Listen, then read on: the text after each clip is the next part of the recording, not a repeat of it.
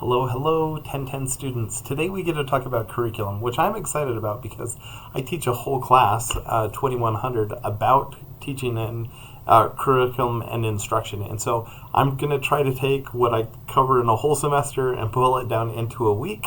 But we'll start talking about curriculum today.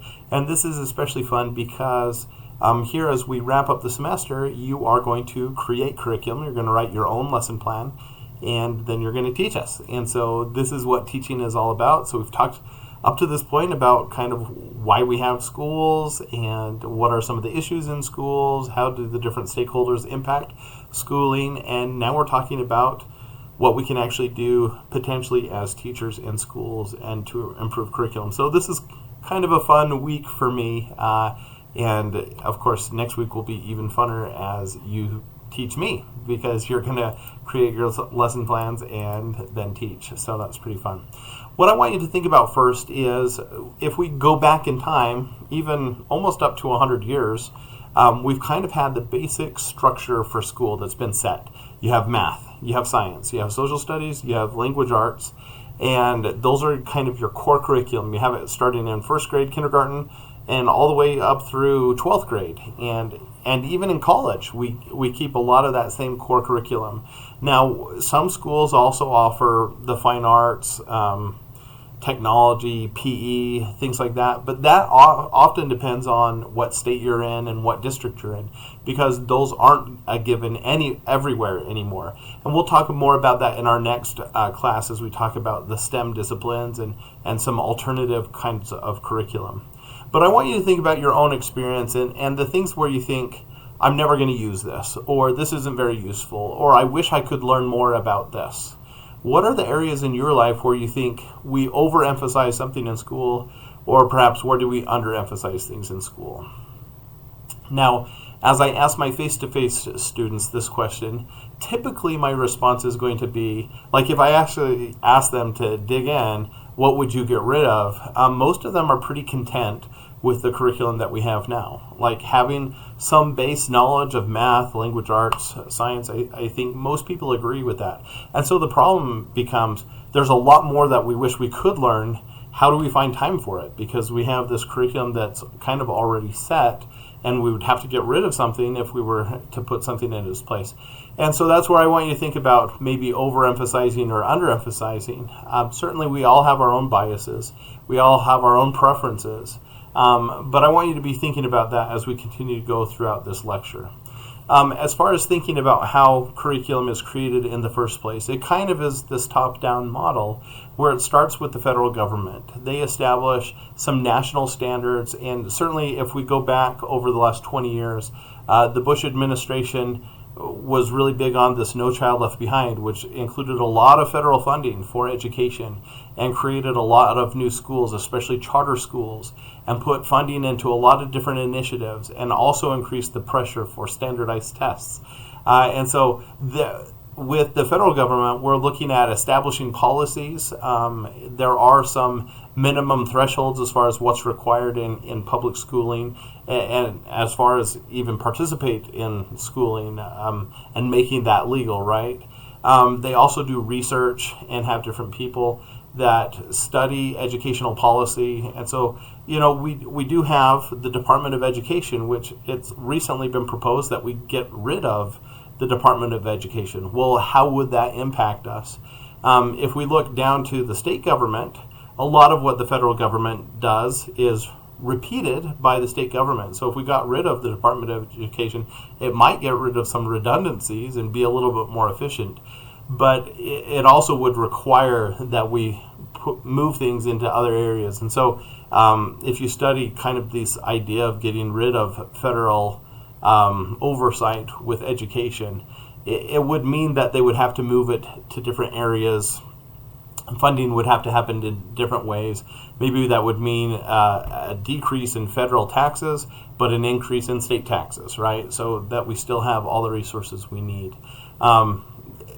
In our previous administrations, there have been pushes to get rid of federal education, and those have never passed Congress. I think we can probably expect a similar thing to happen this time around. But with the state government, so they may not establish the standards, but they're going to say this is what we are going to set as the standards in our state. So they have much more control than the federal government at the state level. They're also providing funding. They are measuring learning through standardized tests. So they administer standardized tests. They report on standardized tests and measure schools across the state. They provide resources to teachers and to school districts. They establish requirements for graduation and other things. So then where does it come down to the local level? This is where we approve curriculum and decide this is the curriculum we're going to use for our school that fits under the umbrella of what's approved for the state. It aligns curriculum so that you have consistency from grade to grade in your school system. They also do assessment at the local level and monitor progress, provide resources, have professional development. And so that's where, the rubber meets the road. A lot of it's happening at the local level, but it does require some federal and some state oversight as far as funding and resources. So we talked about this earlier with the different stakeholders. When it comes to curriculum and deciding what will be taught in the schools, it's pretty complicated. There's a lot of people involved in that process. So how much input do teachers have in that process? Oh, not enough, right? But that's partly by choice. Teachers are so overwhelmed that they choose not to get involved. You can go to school board meetings. You can be on the curriculum committee for your school. You can voice your opinion. If you don't like the curriculum, you can bring that up and work to change that. But most school teachers are so overwhelmed, they don't opt to do those optional things because they don't have the time and the energy for it. I have done a few of those things. I have gone to board meetings. I've been on curriculum committees. I've lobbied to change the curriculum at some of my schools. And it's work. It takes a lot of effort. If you do want to change curriculum, the nice thing you can do at the local level is, say, for example, you're teaching third grade and nobody's happy with the math curriculum. And what I mean by that is the school gave you a textbook. It comes with resources like PowerPoint slides, tests, different worksheets and handouts. And you've been using this curriculum for a while and you just feel like it's not doing that good a job. Well, you can go to your administrators and say, we'd like to change the math curriculum. Can you start exploring other curriculums? That doesn't mean that you're going to create your curriculum from scratch, that the teachers are going to develop it themselves. What that means is you're going to look online for other companies that create curriculum and perhaps adopt a different curriculum. So maybe you'll go from Into Math into Go To Math or something like that. And so there will be people that will explore that, typically administrators at your schools, and hopefully with teacher input.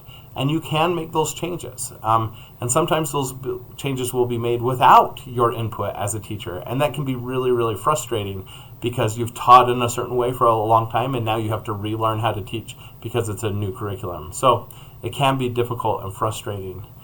Can students and parents and other stakeholders impact the curriculum? Yeah, much in the same way. So they can also go to school board meetings. They can also talk to administrators.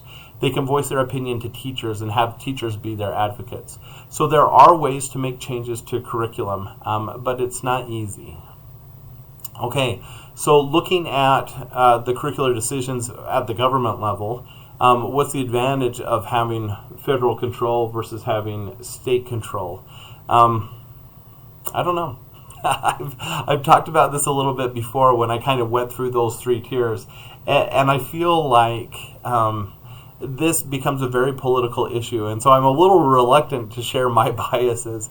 I actually am in favor of less government, and I like the idea of more state control, and so because that means teachers can be more involved, and so there are a lot of it's a complicated issue, and I just feel like I don't know enough about this to give a real educated opinion, but I wanted you to think about it, like, how much control do you want other people to have over what you teach, and what can you do about that? This was an interesting slide I found as I was researching this, and I just wanted to show it. This is just how much spending happens per student. You'll notice here in Utah, we're one of the smallest spending per state. Now, some of that makes sense. We have the largest number of students per capita of any state. And so as part of the overall budget, all things remaining equal, so if every state, let's say, gave 10% to education, then Utah would be dead last in spending per student because we have the most students per capita, right? And so what Utah has to do is allocate more money in their budget for education, which we do. But even with that, you see, if we go over here to New York, they're spending triple what we're spending for education. And part of that is cost, right? Living costs. California is obviously going to be higher than Utah just because of different costs for education. And so I'm not going to draw any conclusions on this slide, but I think that it is interesting just to look at it. Okay, so now this is something I am kind of excited about talking about. So we have our core curriculum, and that doesn't change very much over time. I do personally wish it would change a little more, and we're going to talk a little bit more about that next class period. But I want you to think about the extra curriculum. One of the things that I talk about a lot with my face-to-face students is extra credit, and not credit that will impact your grade, but doing extra things in your life to have a more rewarding experience. So for me, that's being involved with the campus community. It's going out to different events. It's working on your talents and your skills. None of that stuff impacts your grade, but does it impact your experience? Absolutely. And so I want you to think back to your own schooling. And for most of you, you can remember high school pretty well. A few of us are a little bit older, so that might be more difficult. But think to your high school experience. What level of involvement did you have with extracurriculars? And what impact did that have on you? I suspect that, like most of my students, you were involved in something, whether it be a sport or a club, or maybe it was the arts, being in choir or orchestra or band. Maybe it was doing theater. Maybe it was all of those things, and you were super busy, and it was hard with time management. Maybe you had a part-time job, and that was one of your extracurriculars. Or maybe you're really involved with your church or a different community group. I'm guessing that if you look back to your whole high school experience, and if you had to think about the highlights of your high school experience, much of it would center around your extracurriculars. And the reason for that, I'm going to suggest, is that's where you met your friends. That's where you met your tribe, right? People who were like you, who had similar interests. I also think that's where you found yourself, where you explored things that were interesting to you. And so you found what made you feel alive. Unfortunately, the older we get, the farther we go into school, the less opportunities we have for these kind of extracurriculars. And I worry about college students. I worry more for adults who kind of stop doing the things that made us feel alive when we were younger.